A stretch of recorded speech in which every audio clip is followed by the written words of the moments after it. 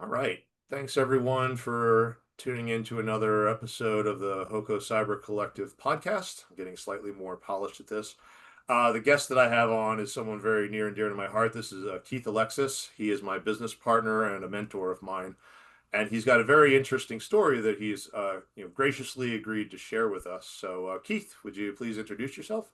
Yes, good day, Colin. Definitely a pleasure to be here as well. My name is Keith Alexis. I am the um, CTO and founder of Tradewinds Networks and a couple of other similar kind of companies focused on broadband and cybersecurity. And pleasure to be here.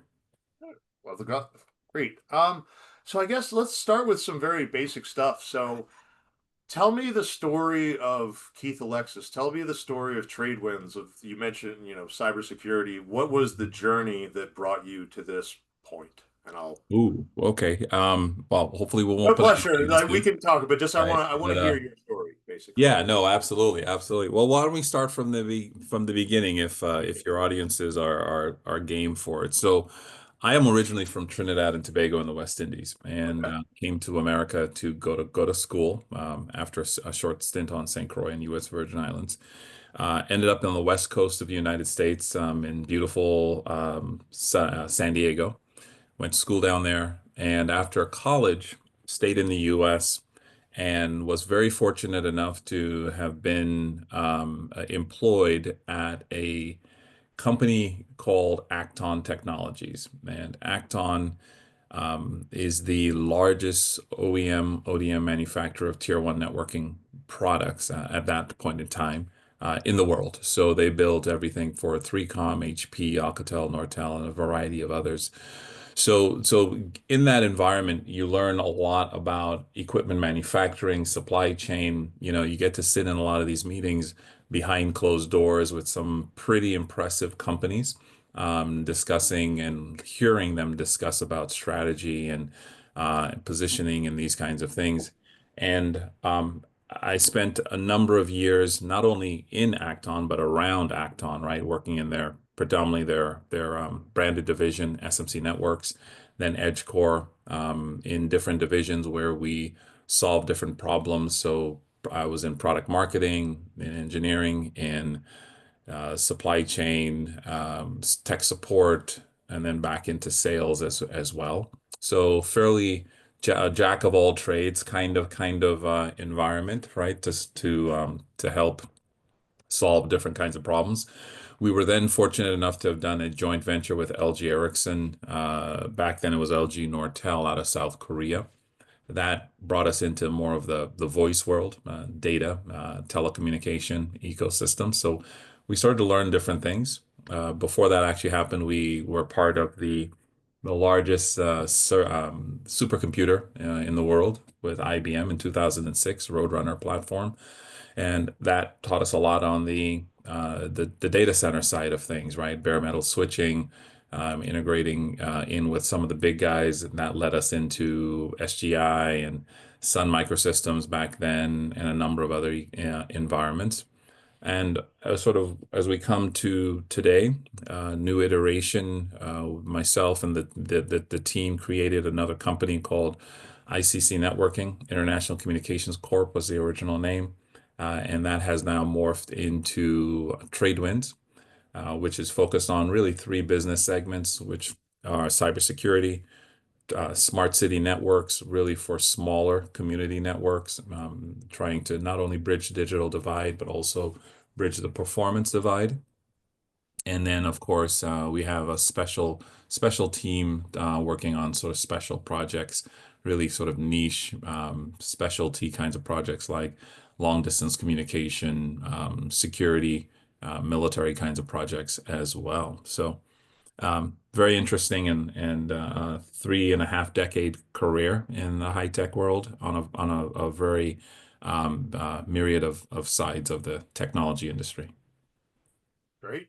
No, yeah, that so as someone who spent 2 decades in the IT tech world, I appreciate the perspective and your answer on that. You mentioned bridging the digital divide. Could you share us? So you're from California. You're a California company. Can you tell me a little bit more about what a California company was doing in Baltimore City with digital equity work on that? Yeah, actually, it's not only a when we talk about digital divide and for your audience benefit, we're talking about increasing people's ability to be online and having access to online resources. Maybe a city is putting resources online because the city can't necessarily maintain hard paperwork, right? If you need to do DMV registration, you need to do pretty much almost anything these days. You have to have some level of online access, and a lot of people use that, especially low income residents, use their mobile devices for accomplishing a lot of that, right? Smart devices, etc, but not a lot. There's still, yeah, even as advanced as the U.S. and a lot of Western countries are, there is still a need for expanding that divide, right? And sometimes that divide morphs, right? It's not just low income. Sometimes it's the elderly. Sometimes it's just regional, maybe more rural communities that simply don't have access. And so part of our business model is about how do we partner with communities and cities to expand access. And expanding that access a lot of times requires additional assets, meaning antenna systems and your LTE, 4G, 5G, Wi-Fi kinds of connectivity into those communities because they're lacking infrastructure to be able to provide that broadband. So we have the capability from an OEM perspective to bring in those assets. We partner with those communities to deploy and run those assets as a filler kind of network where we're bridging that gap at a lower cost at the end of the day. And it's really a partnership with the community that we do, and really sort of central. And this is where Baltimore comes in the sense that they're one of the cities that we've been working closely with a local, what they called community broadband organization, like Orbit. Yeah, Guardy Orbit. Jonathan Moore over there has done a phenomenal job at not only partnering with us, but he is very close to the community and does a fantastic job of really from the bottom up at the end of the day, understanding what the community needs, where, when. And so that's a very important part of every community we go into, whether or not it's a suburb or it's an urban center or rural community. We work closely with local stakeholders to make sure that we're listening, right? We're not one of these technology companies that build it and they shall come. We actually do things in tandem with our target audience at the end of the day. Makes a lot of sense. Um, I guess bring it. Can you tell? Because it was through Rowdy Orbit and Jonathan Moore. Jonathan Moore was actually the one that introduced us. Mhm. Could you share that your recollection of that and how that went? Yeah, absolutely. One of the things that's really important to us is that we are hyper local, meaning that we partner, we do workforce development locally. There's no need to have a truck roll from a neighboring county. We look for people locally to enable our support services. And that way, a lot of the economic churn happens locally. And in that process, in partnering with Jonathan, he introduced us to yourself and that in your ecosystem, as well as the Sentinel platform, which Yep. became very interesting and sparked some interest and ideas on our side, which is where we then partner with you separately to launch that concept, which morphed into being GuardTower as a global platform for proactive, deception-based cybersecurity platforms. Yep. So, can you tell me about that first demo? Because if you remember, I had tested it so that the alerts would be sent directly. It wouldn't just me like we do it now, where I show it on a screen. It actually was sent to you and Jonathan, in my mailboxes. Do you recall that? Absolutely correct. Absolutely correct. And it was very, very impressive in the sense that we were able to validate immediately, what was going on, how it was being done, and the efficacy of the concept at the end of the day. Do you remember how this is again? If you don't remember it, do you remember how long it took for the alerts to arrive Yeah, it after? was almost instant. I mean, it didn't really take that long once everything was physically set up and we got past most of our discussion and introduction. We were able to validate things, relatively quickly at the end of the day. Yeah, I think I remember us having a discussion about quantum computing at some point near the end. But to answer your question, I actually know because I filmed it, so I timed it. It was 18 seconds from the moment that the scan started to the alerts. The GuardTower actually performs much better than my test subs, I'm happy to report. Um, I will tell you that was the longest 18 seconds of my life. Right. At that point of like, I know Yeah. it's gonna work Yeah. any We'll get second there. now. And do you remember what Jonathan actually said when he got it? I don't. It's been a little while right now. Yeah, I mean, this was a very so Yeah. he actually it's the only time in my career I ever got an audible wow. Because I asked Jonathan, like, Jonathan, can you tell me the address of of the computer that just attacked the network? And he's like, wow, that's pretty neat. Yeah. So it was a pretty Absolutely. cool moment. And at that point, I knew that this could be a good fit. Um, And then, so now I am the vice president of security solutions at Tradewinds. So we found ways to continue to work together. And actually, if you could share a little bit what you're willing. So I'm not the only member of the HoCo Cyber Collective that you've Mhm. actually seen a demo from. Would you care to share a little bit, whatever you're willing to, about with Gordon? Yeah, absolutely. I think one of the things that really, and I'm going to back up a quick second Yeah. here.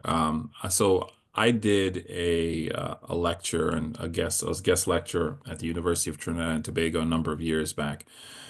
In that lecture, we had a couple hundred people there, and what was clearly evident was the amount of intelligence and different viewpoints that could contribute to technology that you don't hear from, right? Right. The next Google, the next Facebook, the next OpenAI, right, may come out of areas that are more in the developing world than anywhere else. And so, and particularly because of those different viewpoints, I think it's an interesting play when we compare DeepSeek to OpenAI and the amount of money that has been spent on both sides to really get to the same point, right? And Yep. a lot of that really comes out of the fact that they're looking at things differently, right? And so it's the importance of getting all aspects from a contribution standpoint. Different people are going to have bring different things to the table, which then can improve the overall at the end of the day. And that's what we found with the Hokum group. And I know it wasn't just Gordon. There were a couple of other people that we had the pleasure of having a discussion with, exchanging ideas, giving recommendations to. They were very open to some of my more abrasive critique at the end of the day, which was very much appreciated. Yeah. And I think one of the things that was also central is the opportunity that then, becomes born out of something like that, right? And that's what we see with Gordon and Gordon's platform. A very unique kind of approach. He's obviously worked very long on his platform, doing the proactive deception for an end device from an end perspective, right? And being able to then move that forward. And it could very well be a platform that may, from a go-to-market strategy perspective, may be something that who hopefully maybe gets incorporated into what we are doing as well. Yeah, fingers crossed on that one. So one of the things that I remember that you taught me about that you could maybe was a topic you could share was that your comment about wireless and what the Mhm. consequence if it be developed Yeah. here is not in the islands. If you could share that. Yeah, absolutely. It's interesting, especially at this time in this day and age. Um, it is the differences that really can help us accelerate, right? In different viewpoints at the end of the day. And one of the things that became evident in that lecture I was doing in the islands was the fact that, one grad student mentioned and asked me a question with regards to obviously me coming from the OEM development world, working on from the ground up on technology. Well, what if technology or Wi-Fi, for example, was, the standards for Wi-Fi was actually came out of the islands, came out of somewhere else other than, a lab in Silicon Valley or in Europe or something of the sort. And they brought up a really interesting point because the viewpoint would be completely different. We don't live in wood framed homes. There, because of hurricane and earthquakes, there are cinder block, right, homes. There are tin roofs, right, aluminum roofs, tops. And so, if you had a Wi-Fi access point in a home or let alone a building, you would never get signal beyond the four walls that you are standing in at the end of the day, right? So you couldn't Right. say I can penetrate through two and a half walls and therefore share that signal. You would have had to have created a strategy and a technical basis for having frequency done differently in order to penetrate through the walls or deal with the substance that that you're dealing with, or have a completely different deployment model at the end of the day. So yeah, it's a very interesting thing when you have some of these conversations with smart young people, whether it's there in rural America or in urban center, Port of Spain, Trinidad, the different viewpoints that really contribute to technology. And because of those viewpoints is how we've actually augmented our technology, right? So we're not in a lab looking down, just sort of thinking that, we know best. We take ideas and concepts from our partners, from our channel, from our end customers. These kinds of conversations with the HoCo Cybersecurity Cyber Collective at the end of the day, and those things add to our collective good from a knowledge-based perspective. Yeah, makes total sense. Yeah, for you mentioned like the rural and urban divide. I shared. I met you through my work in digital equity, where I found that the both rural counties in Maryland and urban counties in Maryland have terrible options compared to their suburban counterparts. And the conclusion was that the reason for that was actually the same. It wasn't because of some necessarily a racial prejudice. It's just that the population there can't afford, they're poor. They can't afford to pay top dollar for this. So a for-profit business chooses not to lay down either in very expensive urban areas or long distance, inefficient rural ones where you only get a handful of customers for a huge amount of infrastructure. Um, Yeah. And I think I apologize for cutting across no, you. no, I that's think one of the interesting things is that you bring up is the business model, which nobody ever really talks about, right? I mean, it's a central, but it's a central part to the why, right? right, And so what ends up happening is that, to your point, it's there are, you know, underconnected folks or low income folks have more in common with each other than right, the differences at the end of the day, whether it's rural, farm, urban centers, or whatever else it is, right?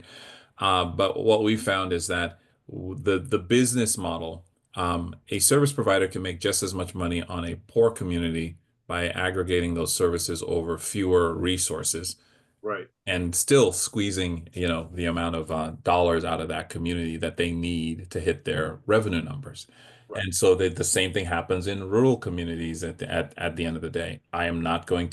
Someone will not deploy additional infrastructure, will deploy just enough that justifies the business model, but right, not so much that then says, I'm taking a chance on the community to say, you know what, we're eventually going to have more IoT, we're going to have more people online. It creates for every 1 or 2% additional people we have online, it could, increase the local GDP by 10%.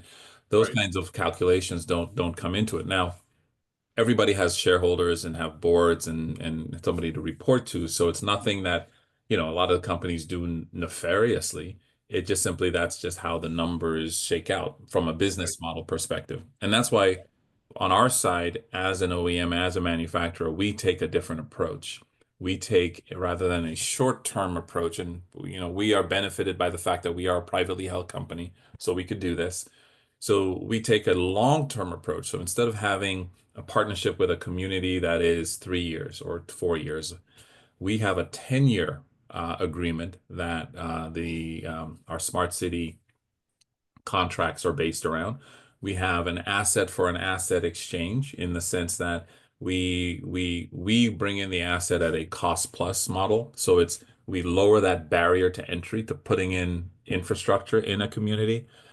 But in exchange, the community has to help us too, right? As far as helping us help them in the sense that, permitting costs, right? So instead of paying whatever permitting can be from $500 to $3,000 for to be on a location or on a tower or something of the sort, we can use city buildings and city light posts and properties and so forth around that community at no cost and no permitting, except for, just documenting that then helps us now keep the costs low and keep those barriers lower to then enable now a successful business model that is sustainable. And then you work in the workforce development side of things. You work in the through Jonathan, we have access to training local, whether it's an intern from a vocational perspective, maybe a school or a small tech shop that can be Wireless Broadband Alliance certified. And so now they've learned a skill that can then translate. They don't have to stay with us. They can then translate it into being with one of the bigger guys at the end of the day, right? So there's a path, Right. right, at the end of the day. So yeah, the model that we are taking is one that is far more inclusive of the needs of the community and how the community can benefit rather than Yeah. yeah. So I big was going difference. to say, just, and I appreciate on behalf of all the young people who are now graduating at a time when they're probably reading about AI taking their jobs away to get back to we'll teach you this. Everybody needs a first job. I remember getting my first job was one of the hardest jobs to get. Once you're in, it's easy, but that's a huge service that you're doing. So thank you for all that. Yeah, no, I know, I appreciate it. And again, this is, we'd love to sit and pat ourselves on the back and think we're great, but at the end of the day, this really comes through listening, all right, listening and paying attention to and taking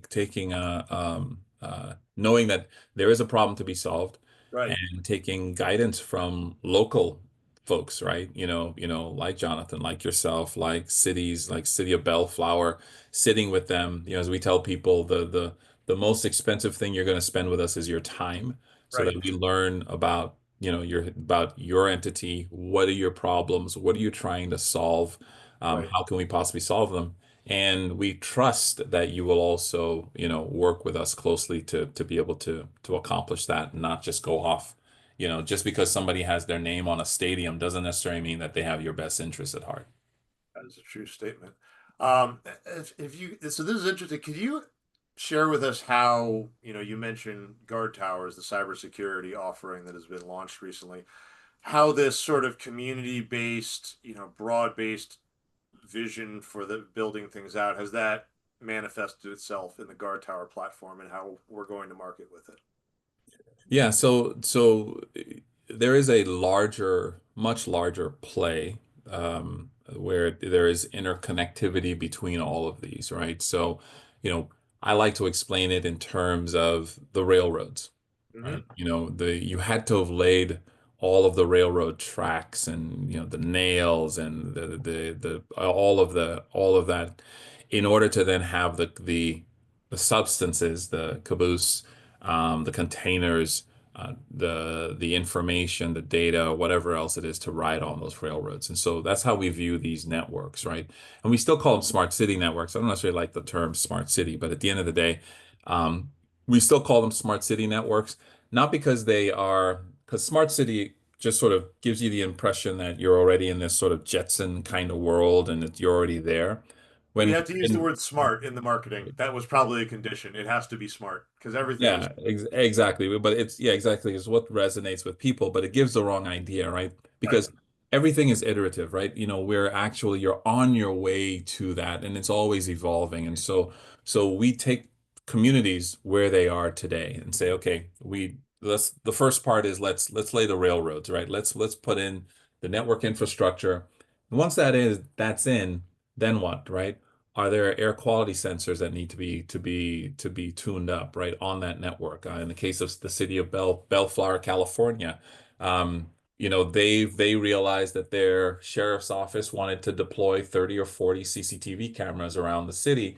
Well, at a 50 plus $1,000 charge plus $400 or $500 a month for each camera to be online, or sorry, $50 to $60 a month for each camera to be online, it became prohibitive. And so, now with the private network, okay, cool. That cost now drops to $5 or $10, right, for that broadband. And now they own the information because it's in their private network. They don't have to have it hosted by a third party that, God forbid, if they run into financial issues, but yet they need to see what activity happened on a street corner, they don't have access or whatever else it is, right? Or that information gets breached and now suddenly they're being held for ransom when it's not their infrastructure that caused the breach in the first place. So, so we view these elements as being sort of foundational before you move forward, right? We can talk about AI and we can talk about all this other cool stuff that everyone wants to talk about, and maybe I'm a little bit more, sort of taking a little more dystopian view of the future. But Well, at the end of the day, it is really sort of jumping ahead a bit far, right? right, And also what happens is that it also excludes a certain group of individuals that then, because they don't have access to it, well then they can't leverage AI at the end right. of the day. So we're deploying it, and then helping cities now move forward. And these are, some of these are very nice cities. They're just simply don't have the wherewithal to command somebody to come in and help them develop, and they don't have the $500,000 budget to pay a consulting firm to come in and tell them how to do it. So that's important. So that's the first level. The next level is once you have the ability to communicate. You're going to communicate information, data, and that data has to be protected. And that's where GuardTower comes in as that proactive cybersecurity platform to say to protect that ecosystem. And then there's some other systems that come online beyond that afterwards at the end of the day. But that's how they sort of mesh together. Now, for simplicity for the market, we do sort of talk about them separately, but definitely they complement each other at the end of the day.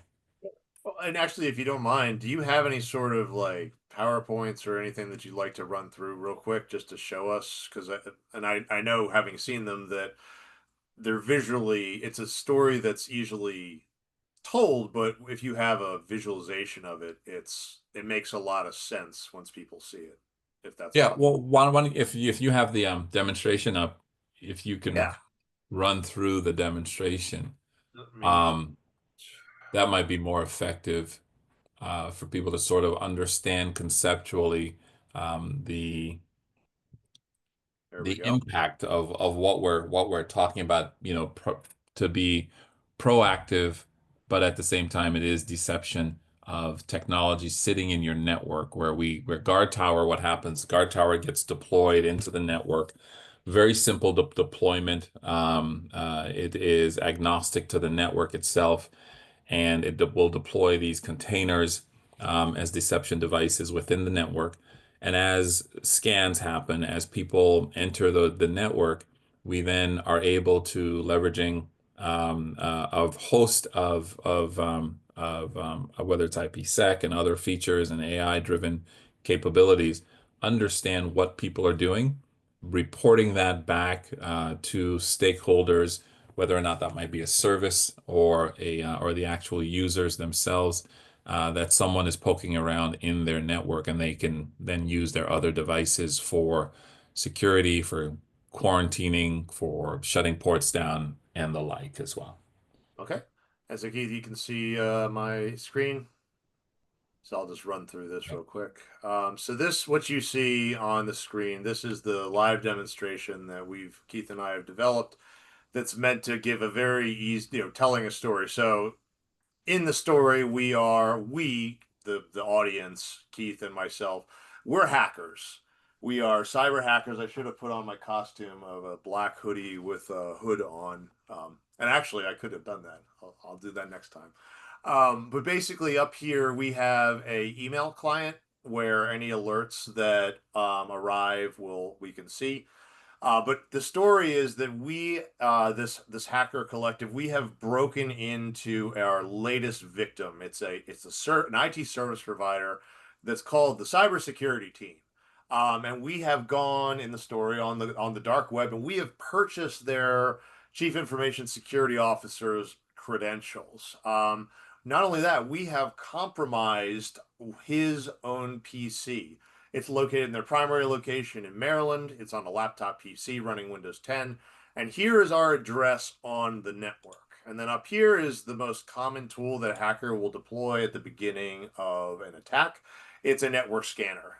They're on one computer, but they need to figure out, and actually, before I can finish explaining what's going to happen, we're getting an alert that, because fortunately for the cybersecurity team, they were a GuardTower client that had GuardTower deployed as part of their larger infrastructure. So their security team just receives an email that says, urgent GuardTower investigation worthy event detected. Dear GuardTower user, an investigation worthy event has been identified on your network. This is the address of the computer that is responsible for the disturbance. You'll see down here that this matches perfectly with our computer. So right at this very moment, we have been caught. A number of alerts have arrived, all telling a similar story about this. And so now the cybersecurity team, their incident response plan is kicking off. They know what to do in here. If we switch back into sort of the hacker mode, we see that our scan has completed, and some of these have the ability to be logged into. Here's a web portal. So let's open this up, and we'll see the username and password. So I'm gonna get our information that we stole, the login username, and we're gonna put the password in there. Very secure. And then we sign in, and that's weird. Nothing seems to have happened. But if I switch back over to our alert, we'll see that the cybersecurity team has received another alarm that notifies them that someone that with this very specific username and this very specific password just attempted to access one of our deploy AI decoys.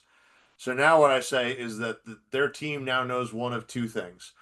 Either one, those security credentials have been compromised, or two, the individual who is responsible or associated with those credentials have been compromised, because insider threats are really what keep me awake as a cybersecurity professional. And it doesn't even have to be malicious. What if this person is being blackmailed? What if they are being tricked? There's not necessarily malice behind it. The real enemy, I always say, is the hackers. That's who this is meant to stop. So, but at that point, that's the demo, honestly. And usually at this point, Keith and other sales associated people will feel the need to apologize for the short length. But that, what do you think, Keith? Yeah, no, I think an ideal demonstration. And I think one of the things that folks listening need to also realize is that the complexity of what's going on is actually taking place in the background. So we oftentimes call it sort of a black box, right? One of the major problems in the current cybersecurity frameworks in the industry is the level of complexity is very, very hard of all of these cybersecurity platforms, whether or not they're a SIEM, they're a next generation firewall, they are XDR, whatever else it is. And so tuning those things have caused a lot of problems. And so as a result, one of the things that was very important for us was to create something that was very simple, very elegant, and let the systems, the whether it's chip-based or AI, machine learning kinds of things, do the hard work on the back end, right? And as a result, that's really where we are today with something that probably is very simple, and elegant for users to use as well. Yep. Yeah, that really resonates. And I guess if you don't mind me asking, back when we first met, had you ever heard of the MITRE ATT&CK framework? Not Uh, MITRE. We have encountered NIST and ISO. ISO is something that we use on the OEM side of things, in different manufacturing capacity, but we have been familiar with the general framework concepts at the end of the day. yep. And that was the problem that I think that we're trying to solve here is, and I appreciate your answer on, the big guys who are trying to solve this problem, that we saw that even the big guys are being hit. It doesn't seem to matter how much, frankly, you're spending on defenses. Could you share a little about some of the stories you can tell about people that we've worked with that are spending millions on cyber Oh defenses? yeah, yeah. It's really an amazing thing. You get to a point where people are spending not only so much amount of money on it, the justification for spending it has really little to do with with the effect of the solution at the end of the day. So if you look at the overall market, right?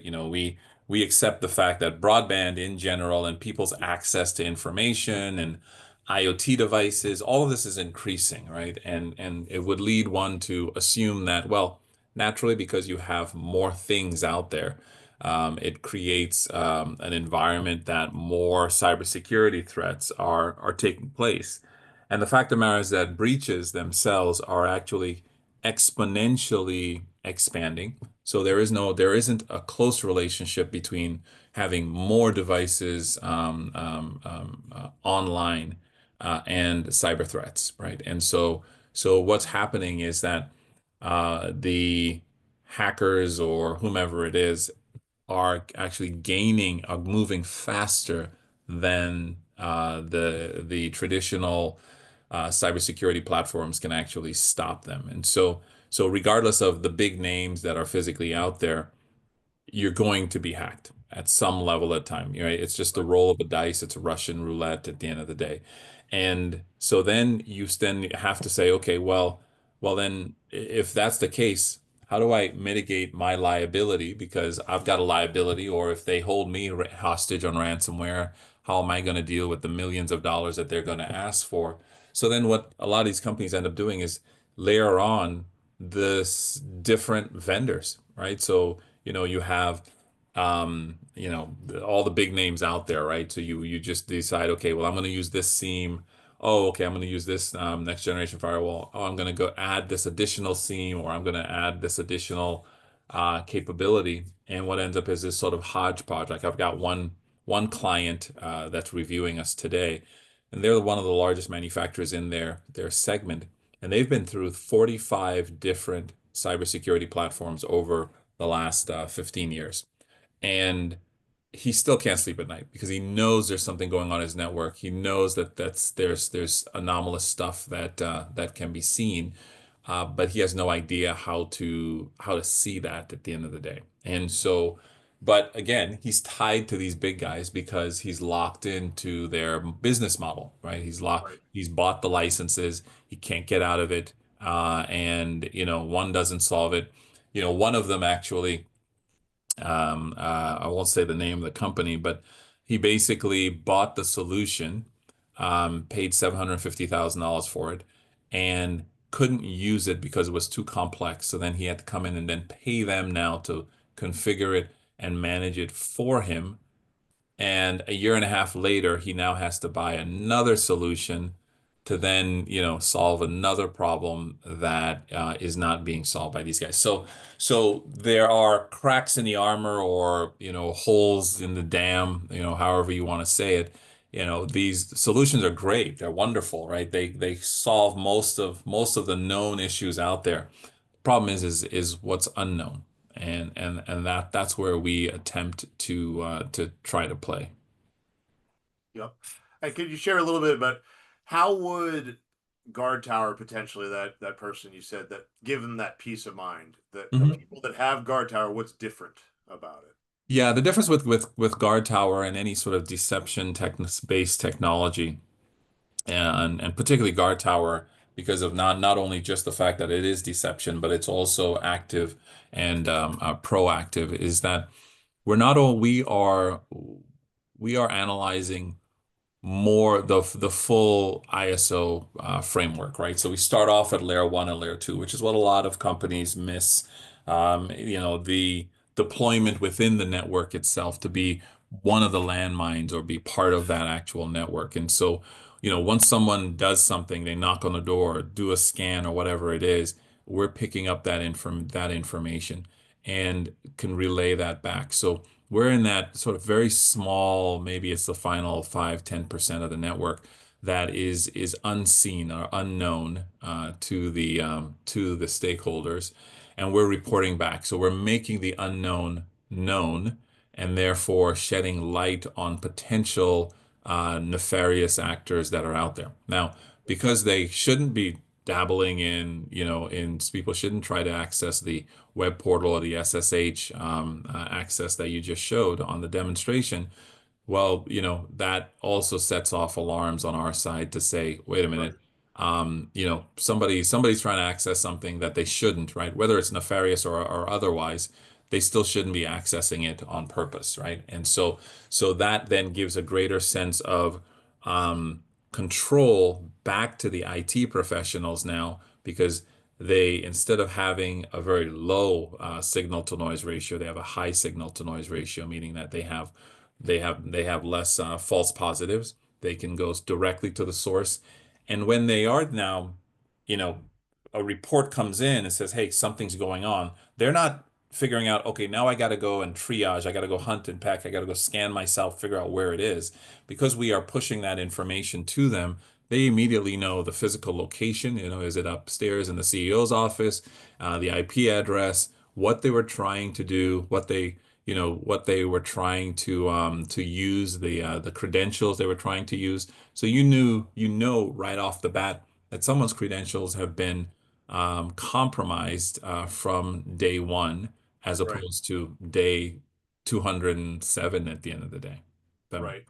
And actually, if just spitballing here, if they were really feeling sneaky, they could actually leak incorrect fake credentials into this dark web ecosystem that we're specifically looking for. So if it's like putting a tracker or something on a van, but in a side, like if you use this very randomly generated username and password combination, we know where it came from and you can trace it that way. oh, Uh, absolutely. I mean, that's the other side of from a guard tower perspective is the and really guard tower is really an intelligence engine. Can think of it more like the CIA, right? They're the ones that are out there collecting data, whether we like it or not, collecting data on the stuff, right? Spying on the network, right? This is the spy of the network, and really the objective is to collect that information, and as an information collection system, we then can provide that information back to the reporting authorities, that the stakeholders that can then do something with it at the end of the day. right. I guess the question would be just you're talking about building an ecosystem and whatnot. I guess I know you're biased here, but the question would be why would a service provider want to have Guard Tower as part of their solution? Mm. So let's take TNI and Guard Tower out of it for a Right, second, right? And you're a service provider. You're charged with an SLA, a service level agreement, that says you're going to do XYZ by such and such a time, protect this customer's network and all this other stuff. And the other side that we never sort of think about from an SLA perspective is the liability side, is that should I not live up to that SLA, what's my cost? What's my liability? Worst case, I may lose the customer. Another worst case is that I may get pulled into court to answer questions on why didn't I, or why weren't my systems up and running to be able to support this. The worst case scenario is that, someone holds your customer for ransom, and now suddenly you and the customer are liable for millions of dollars. Like the casinos in Las Vegas that got hit a couple of years back. It's $100 million that they had to pay to get their casino back. And Ooh, that came out of somebody's pocketbook, and I'm sure right. somebody got fired, right? Yeah, Um, probably. exactly. As you never hear about the legal ramifications, but some, CIOs and CTOs get pulled into court under oath to answer a question on where did you get this information from? Why these systems that you're using? Why didn't you do this? Why didn't you do that? So Guard Tower represents an interesting twist on all of this because not only are they given the information proactively, and no system is 100%, obviously, but the other side to this is that now they have justification for meeting their SLA. They have Right, support that they can meet their SLA, and they can probably even beat their SLA and support that customer better.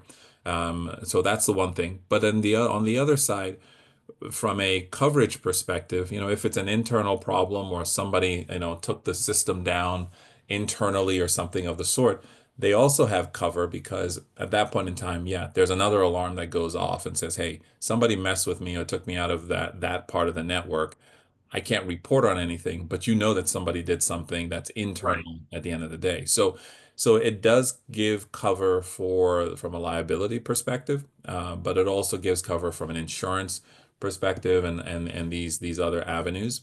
The last thing I'd say about that is that the other important thing to consider as far as the service provider is also concerned is the fact that a lot of times there is the assumption that all options have been exhausted, and therefore, no, it's the old adage, right? Nobody ever gets fired for buying IBM, or nobody gets fired for buying Cisco.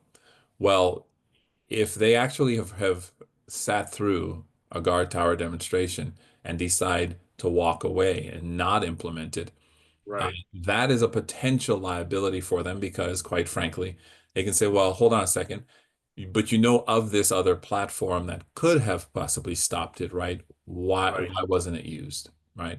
You- Especially since it's a fraction of the cost of these other systems, right? Because you're just plugging your last 10% that could actually potentially cause a problem. You take the international hacking platform Snowflake. One of the things that is interesting in that platform is that Guard Tower, in its capability, could, and again, could have also detected a snowflake intrusion. And so those are the kinds of things that now bubble to the surface as far as possibilities for an MSSP or service Yep. provider. Well, and that actually reminds me that just the punchline for a lot of the success and interest we've been having is that the disconnect between what people think a hack takes, how long they think a hack takes, versus how long it actually takes. Could you share a little bit on that and how Yeah. Guard Tower takes advantage of that? Yeah, that's it's still the Hollywood syndrome, right? You get some brilliant kid sitting in a dark dungeon of a basement, just sort of ticking away, right? And breaking into the Department of Defense or something of the sort. And the reality is that we are so far removed from that ecosystem. It isn't funny. Hacking now it's not only it's one of the biggest businesses out there. So there are farms that are doing this, right? Groups of people that are doing this, nation states that are doing this, and so it is an extremely, extremely profitable endeavor to create these hacking collectives at the end of the day. And so, Yep. so on the opposite side of that, to defend against that now, you have to be as sophisticated. So remember, the hacker only has to be right once. Yep. You have to be right 100% of the time. And so that's where the due diligence comes in, that unfortunately, if we're going to live in a world where traditional cybersecurity says, okay, you know, there is no such thing as 100%. We can get you to 90%, 95%. Well, okay, why? Because you can't see the unknown threat, right? Well, this is where the Guard Tower and the deception technology marketplace is really focused on finding out how do we get to that unknown threat. Leveraging the MITRE attack framework helps us in that process, understanding the process of how somebody goes about hacking and how that process is, and then how do we implement that now and NIST and some of these others into our workflows to make sure that we are matching things properly to make sure that we're finding those unknown threats at the end of the day. So we complement what every other solution does out there. We're not saying don't use another solution. As a matter of fact, we love the other solutions and we partner with a lot of them, and just focus on areas that complement. If the hackers are going to get together and do this, then probably the cybersecurity professionals should get together and form our own collectives as well. I couldn't agree more. Actually, and that brings me to an interesting question that I'd just like to see your experience. What is your strategy for convincing one of these very talented, intelligent cybersecurity professionals that GuardTower, your solution, isn't going to displace some part of their preferred perfect cyber defense? How do you address that Sure. problem, frankly? Well, there are three really primary ways of doing it that we have these conversations, and this is regardless of the size of the organization, because you run into people that are just not going to believe you what you're saying, right? Because they've drunk the Kool-Aid. Other companies are using the word deception, or other companies are using the word, containers or decoys or whatever else it is. And one, you really have to understand and know your market. Do research on the company that they're working with or the competitors that are in that realm. And you take some of the competitors, for example, but you drill down. It's not a cross matrix kind of comparison, right? You have to drill down and understand, well, okay, how are they setting it up? What is the actual algorithm that they're using and what is it based on? One of the companies they use, and I'm going to butcher the term Bayesian or Boolean algorithm. It's Bayesian escapes me now. distribution, or Yeah, yeah, it's a little bit different, but okay. anyway, they profess that they are proactive from a cybersecurity perspective because they're seeing the threats before they actually happen. But what they're actually doing is they're using this algorithm, which when you look at the algorithm actually is based on historical data. And then they're using AI to project forward what they think will happen and therefore protect you against those things that they think will happen. Well, that's great, but they're not the hacker. Right. And so at the end of the We all day, know there's no they way to trick an AI into outputting nonsense, Well, yeah, correct. And this comes back, sort of ties into the level of ingenuity of local people at the end of the day, right? Just like we talked about folks in the Caribbean talking about wireless technology. You can't predict what the unknown is going to know or say or the Right. angle that they're going to take. And as a result, the marketing is fantastic, right? As I had an old boss that always told me, salespeople lie and marketing just knows that they're lying, right? And so it's great positioning and it confuses everyone on what's actually physically being done. But the Right. reality is that it doesn't. So that's the first thing. Sort of understand in order to get really down in the dirt with them and sort of explain to them, do they understand how the system that they are implementing works? Because a lot of times they really don't, right? Right. They understand they've kicked the tires, but they've never lifted the hood or driven the car. The Yep. second thing is then understanding and positioning for them where we are. The fact of the matter is that no one solution will give them everything. And so since we look at the marketplace from this angle of the unknown, we're only complementing what they've done. So we're not a threat to their existing environment. We're only trying to help them, which then obviously means job security, right? Exactly. Nobody gets fired for getting the big guys. But you know what? If you were a rounding error in your total budget, and so as a result, just to be safe, it makes that barrier a lot easier for them to climb over. And then the third are people that just simply say, I don't care, I'm satisfied with what I'm doing. And we graciously let them know, please feel, there are no hard feelings. Yeah. Call us in 6 months when you are hacked, and we're more than We'll be happy here. to to help you, but we're here to, and the end result is to assist as many people as possible. That's a great answer. So actually, in that, let's explore that third. Let's say somebody has been hit with a ransomware attack, and they, for however it happened, it doesn't really matter. They're still in business. They're one of the lucky ones that survived a breach. Can you share some ideas about how the guard tower maybe could be a way for these people to learn to trust their environment again? Because I know I've heard horror stories about you pay the ransom, and then 6 months later, it turns out that the criminals left behind a little surprise for you, and now you're hacked again, and you pay another ransom. Can Mhm. you speak a little to that? Yeah, definitely. And again, I mean, quite frankly, if we were that's sort of the recurring revenue stream for a lot of these hackers, right? Yeah, That's ransomware as a that's the service. point, right? The legit defenders of the network do the same thing, in the sense of licensing and so Right. forth, right? So the hackers have learned that, well, shoot, I could leave a bomb in the network and come back next month and They're or visit. let you, more data collect over 6 months. And so what we're able to do, and some of our partners are picking up on this, that, even if it's after the breach and a hack, um, putting in the putting in guard tower still is of value in the sense that you're, obviously from that point onward, but also because you're constantly surveying the network, it can become a service that the MSP can offer to their customer, that it's more of a monitoring kind of service, right? And Right. therefore they can scour the network to see if there's anything there.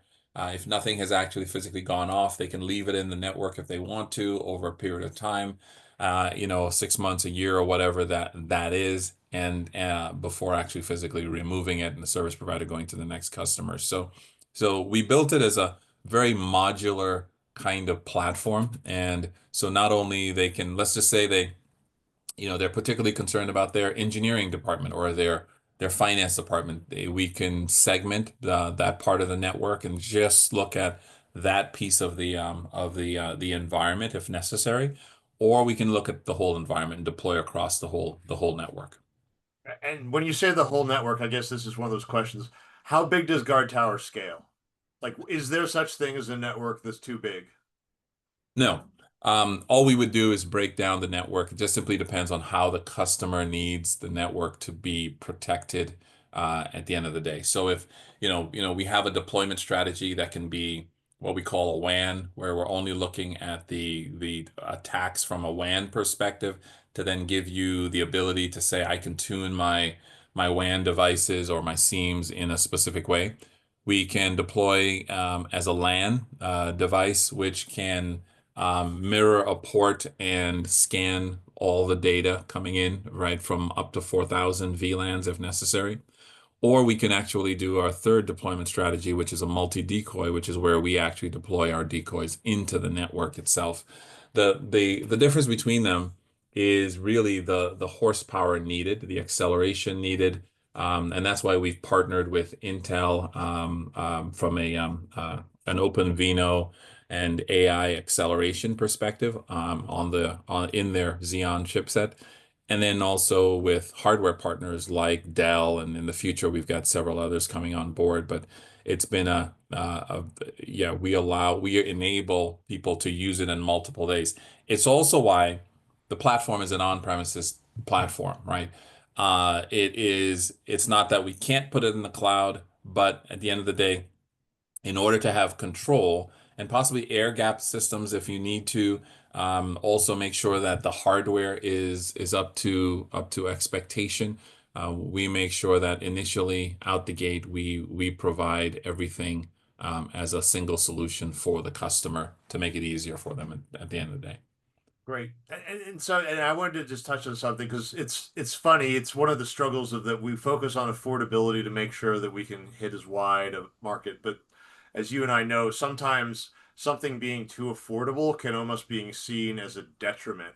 Can you share a little bit more about the Dell partnership and I guess concerns that we don't that this is not an enterprise ready solution or anything like that? Because Yeah. it's Oh, yeah. No, affordable. absolutely. Absolutely. We are. how we scale is really based on obviously the size of the network, but also the hardware that we're embedded in. So small businesses, we have sort of 1U pizza box kind of solution for those smaller businesses. And those could range anywhere from $5,000 to $15,000 for a small business or a small medium business kind of ecosystem. But from a scale perspective, as we go into much larger environments, large enterprise environments, that's where the Dell partnership comes in, where we have a 2U four server chassis unit that can be divided up in a number of ways. We can serve four different individual customers from a tenant perspective, or we can serve different departments and protect those departments, or be the edge, advanced edge AI security for edge applications such as vision, air quality, open RAN systems for 5G networks, and all of those at the edge of the service provider network. And so what we're talking about is scaling to multiple tens of thousands of segments of networks, based on the deployment strategy and based on the customer. So, we work very closely with Dell on the federal side, as well as, we're meeting with them in healthcare as well. And then telecommunication, aside from utilities and some other things. So it's a very flexible platform, but also it scales right up into the data center. That's going to be another area of expansion for the actual physical platform. So yes, we do address sort of that small business ecosystem, but really, we're really in that large enterprise environment at the end of the day. Thank you very much for that. And could you expand a little bit? I recently, as we both know, so I recently attended a event from Dell on their XR 8000 platform and the Edge AI ecosystem, and you've been sort of cheerleading that effort for more than a year now. Could you share a little bit about with us a little bit about what that is and what we're trying to build? Yeah, it's a unique partnership that's been created, and Intel is part of that as well, based on the Intel Xeon fourth and fifth generation platform that has AI-driven acceleration over their OpenVINO architecture. And so GuardTower is currently going through the final stages of integration into that platform. And this is where Dell comes in. So that platform now is integrated into Dell's created the ruggedized 2U short box chassis that's made to deploy at the very edge of networks. And so that could be a telco networks at the edge of a healthcare network, distributed across multiple ecosystems. We've got some clients with 2,500 locations where we have to deploy these at each one of those edge locations from a retail perspective and protect that retail. But the other thing that's also important is that we're creating these mini kinds of ecosystems where the edge application, the AI-driven application, also is deployed at the edge. So whether or not it's, one of our other close partners in the Intel ecosystem called Ecrio, where they do human to human and human to machine communication. So you can walk around, a security guard can speak to a camera system over their smartphone and say pan right, pan left. They don't have to be at a computer desk and toggle things back and forth. It can recognize if people are sitting, standing, if they have a mask on, if there's an emergency going on, and then visually recognize all of that and send that information back. And that, of course, is data, right? And that data Right. has to be protected. And so GuardTower is integrated across all of these independent software vendors that are focused on AI, whether it's IoT, vision, emergency systems, communication systems, et cetera, and in order to ensure communications don't go out, right? Right. Can't be hacked, right? So, and this is where again, these kinds of partnerships are so vital between Dell, Intel, and TNI, because it's the infrastructure that gets attacked, right? When Right. a hacker farm comes in, they're not just simply saying I'm hacking this one area, right? And they may be attacking your grid at the same time that they're attacking the actual enterprise, at the same time that they're attacking other parts of your ecosystem. So having GuardTower deployed in a distributed fashion at the edge, closest to the edge, you then have the ability to air gap parts of the network if you need to and have it run on its own and other things like that. Yep, exactly. And I also share that if since we know, as we've mentioned, we're on premises and the service provider knows the address where all of the individual guard tower appliances are, you can now look at which appliance is sending out the alert and get information about its geographic. You can correlate their geographic location. Like you mentioned, if we're seeing a distributed attack on our electrical grid, we would know because all the hypothetical guard tower appliances would light up across the country at the electrical grid plants. So service providers that have a large deployment of these could potentially learn something that we're not seeing now.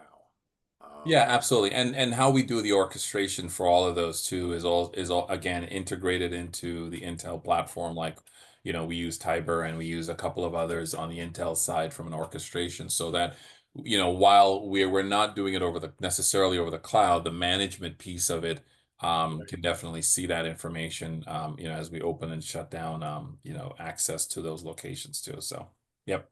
So I'd like to ask, this is just something I've noticed that I'd like, since you have the perspective on it, Yeah. that for the last 10 years, you'd agree that going to the cloud, we are a cloud first, cloud this, cloud that. It was, at this point, it's almost assumed that you must be in the cloud. The idea of an on-premises is a dinosaur, that it's the stuff that hasn't been moved to the cloud yet. What is the problem? Like, why is Dell building this edge AI platform? If like, what is it? What's special about AI, especially as it relates to all these devices and these little micro networks, that the centralized solutions can't really compete with this sort of community-based network that you're looking to build? Yeah, so it's an interesting thing, and it's amazing in the technology world how sometimes ideas and solutions sort of circle and come right back. Right. In the early days of the mainframe, you had water-cooled systems, and then that went away, and then guess what? In the 80s, 90s, they came back and all this other stuff, right? So what we're seeing happening is the explosive demand in data center and cloud services. Yeah, fantastic, right? It's going to continue to increase. But what's also happening is the need for a lot of that performance needs to be pushed to the edge, right? A lot of that, instead of now wearing down the infrastructure on the back end, right? That massive data center that gets built and sucks up all of the local water and power and all of this other stuff, right? If we can do more of the processing at the edge, closer to the user, it optimizes performance. It sends less data back to to the central closets at the end of the day. And so it's really there's an offload capability that's also happening. There's also a matter of performance, right? I mean, if you're processing and enabling feature sets at the edge instead of having it route out of the network and then back in, it's far more efficient to have it route around the network within that private city network ecosystem. And so I think there are a number of things at play here. Architecture, obviously, costly to put some of these data centers up in the various areas. Performance enhancements that are needed because you're in high demand for high performance at the edge as close as possible, right? You can't drop a packet when you've got autonomous vehicles turning a corner and suddenly, God forbid, they Okay. don't see something, right? Yep. And so those kinds of things become, the use cases become are dictating the push to the edge with the application, with the AI driven systems, as well as with our cybersecurity platform. Totally makes sense. Yeah. And then there's just also the practical reality. Again, consider the state of broadband in a rural area. If you have a smart ag system that generates 10 terabytes of data every day, how are you going to send that to your cloud-based solution? It's one of those things that's a frustration for me that people just ignore, you know? Yeah. Yeah, Whereas no, for us, we're absolutely. going at 10 gig, 2500 gig speeds in the internal network, which you'll never get. Right. Right. No, yeah, you're absolutely correct. I mean, it's great because we're all sort of in our own silos, right? So I can Right, go in, a connectivity vendor may go in and sell, a small school in a rural community a 10 gig product when, they don't even need anything that close to it. right, And then all of a sudden, that farmer or whatever it is starts actually using those IoT devices. And now suddenly they just have a ton of data. They don't know where to store it or whatever else it is, and they're trying to store it in the cloud. Well, then great. Okay, they may not have the broadband. Even if they do have access to broadband, now they're sucking up everybody else's bandwidth, right? yep, They're out of the little bit of bandwidth that the community as a whole had. Now you've got some pretty big bandwidth data hogs that need access all the time.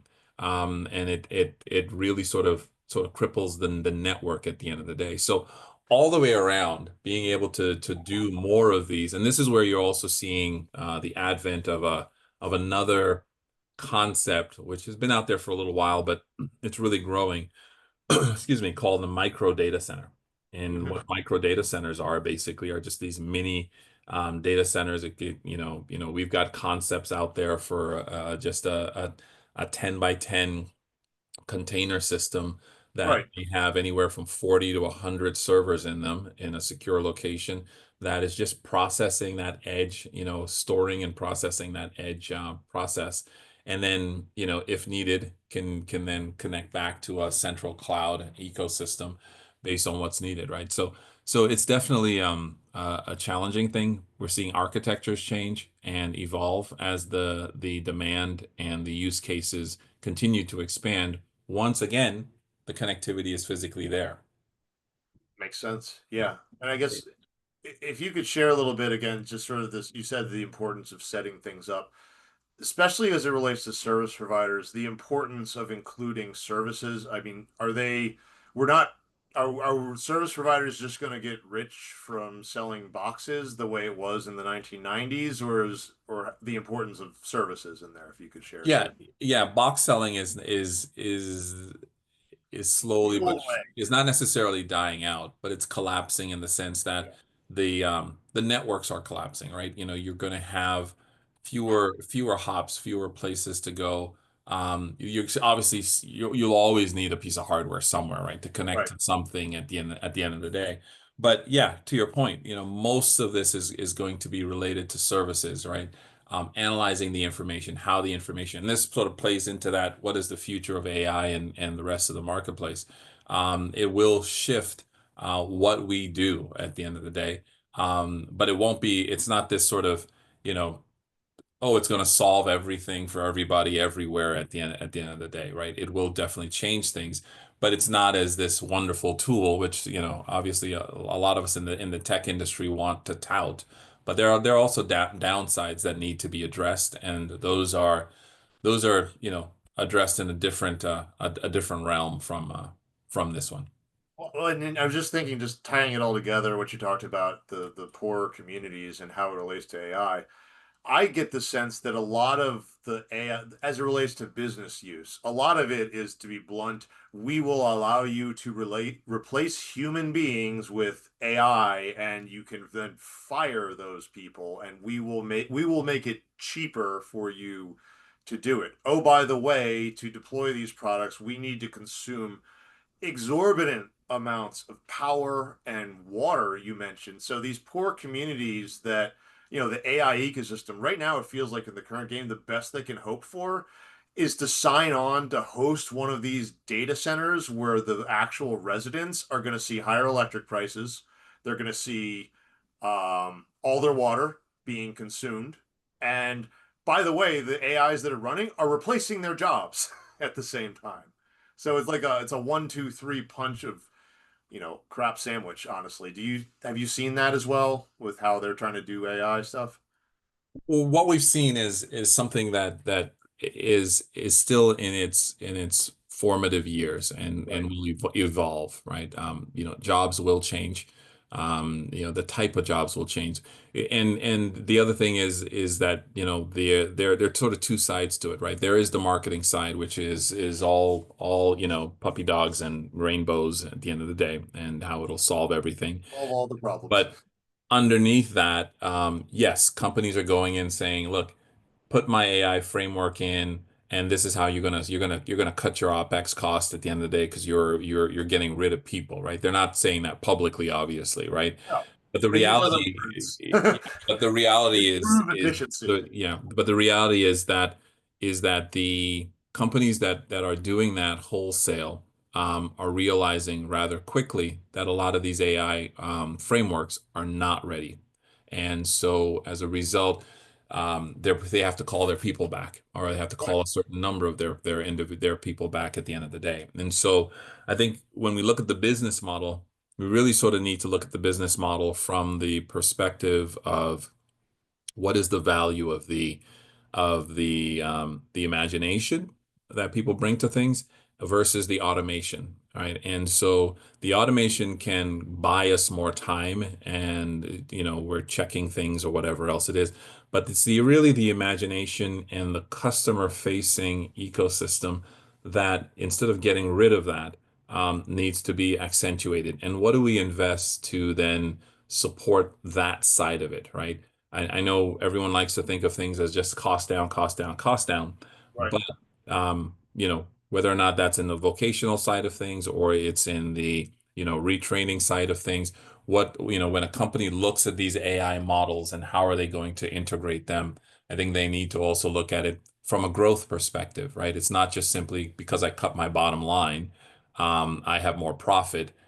We look at it from the perspective of, hold on, we can keep our people and reach more markets at the same time. We can keep our people and reach more businesses at the same time, or be more effective, or expand our top line. So we seek to grow the pie, as it may, right, from our perspective, as opposed to, say, keep cutting slices out that then eventually you just have a smaller pie to Right. pick from at the end of the day. Yep. And I guess the role that it almost feels sometimes like customer service is a lost art, but do you see GuardTower allow, service providers to improve their customer service compared to the big cloud providers that they're technically competing against? Well, I think, AI in general is going to be a huge is it has been and it will continue to be a huge assistance from a customer service perspective, right? Um, and it's much like in the old days. When I was at Acton, we were one of the first ones to outsource to India. And there was obviously the loud cry about accents and those kinds of things, but over time people started to get used to it. The cost factor again was too significant, and obviously there was a lot of offshoring, and that eventually became the norm, and sort of created a different level of service. With regards to Guard Tower and service providers, there is a bit of a link there, but more importantly, from a customer service perspective, again, this is one of those areas where they have to sort of think about it, right? How to, now that if I can see more into my customer environment, how can I then, and the next iteration of Guard Tower will actually be able to output some of the dynamic information that's being received. So then can I take that information and fine tune my customer's firewall, next generation firewall? Can I fine tune their SIEM? Can I do other consulting and upgrade the thought processes, right? That then now can, let Guard Tower and the AI stuff run its stuff. But at the end of the day, all of those other thought processes that go on as far as building the business and offering more services and capabilities that are then charged for becomes far more capable, and growth significant at the end of the day. Yeah. My lovely assistant was kind enough to bring my hacker costume. It's a Johns Hopkins hoodie, so it's not quite as good, but now I can wear a There hacker. you go. Exactly. Um, Great. Great. and speaking of hackers and we think about movies and stuff, but in the real world, You talked about international threat actors. Like, what is our plan? Like, how can we help internationally with this? Is this just a US only thing?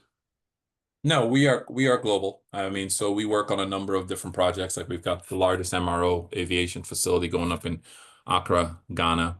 We're now launching in Europe with through one of our EMEA distributors.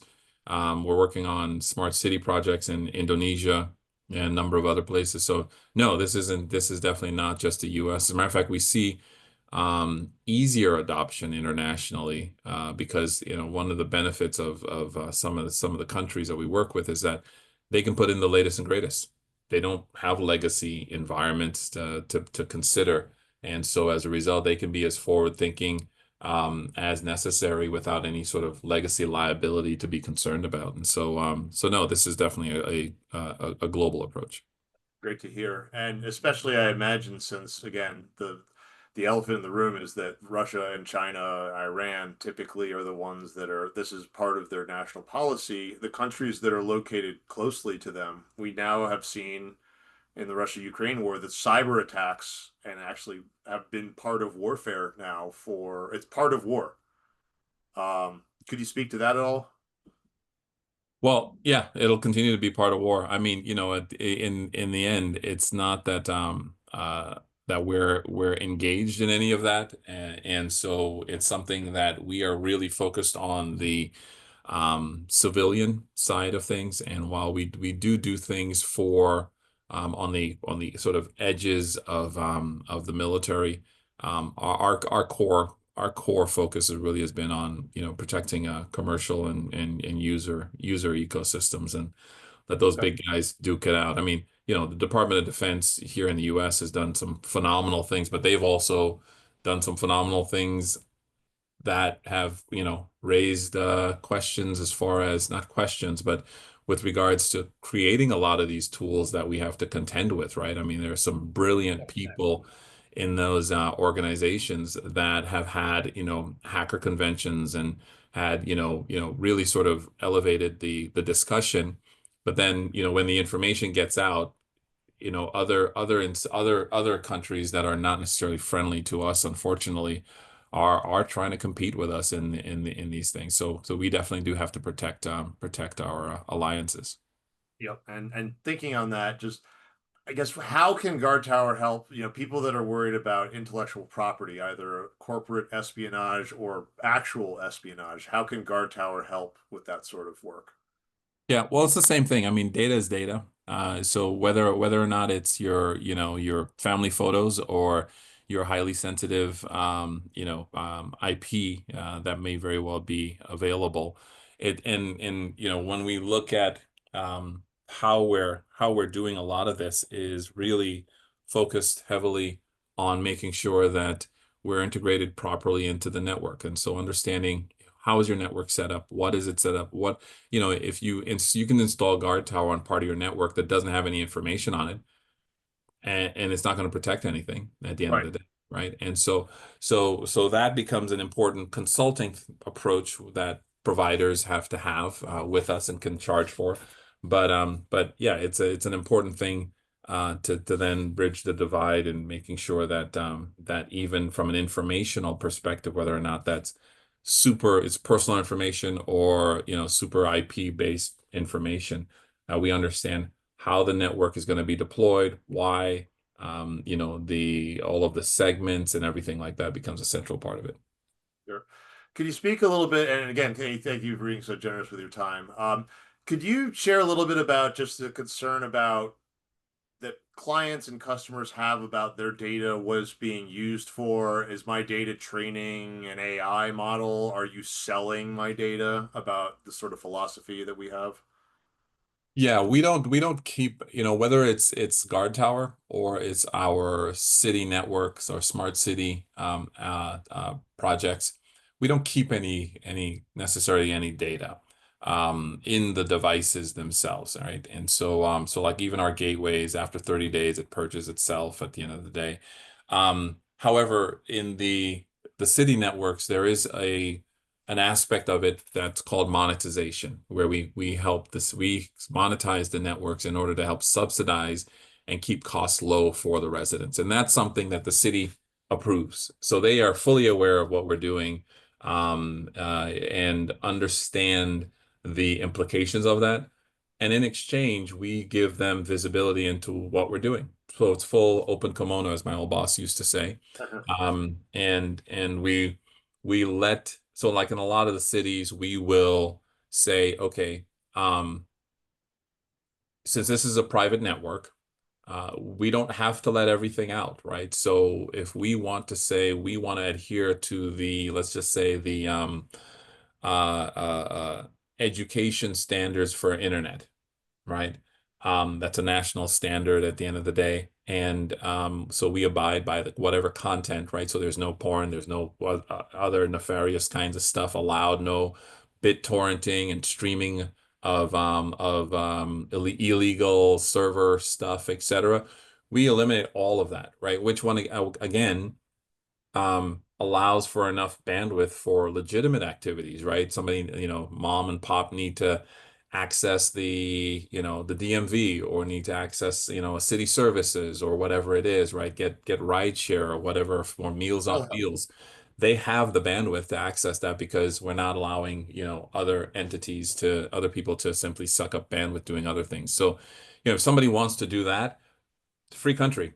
Go ahead, pay for Comcast or pay for AT&T or whomever it is. You can go ahead and do that. But the goal of these networks is really about community focus and sustainability. And in order to do that, there's no free ride, right? Right. Somebody has to pay for it. And so this is how, by monetizing the network, we're able to help expand broadband, protect the information with GuardTower, and at the same time make it sustainable over the long haul.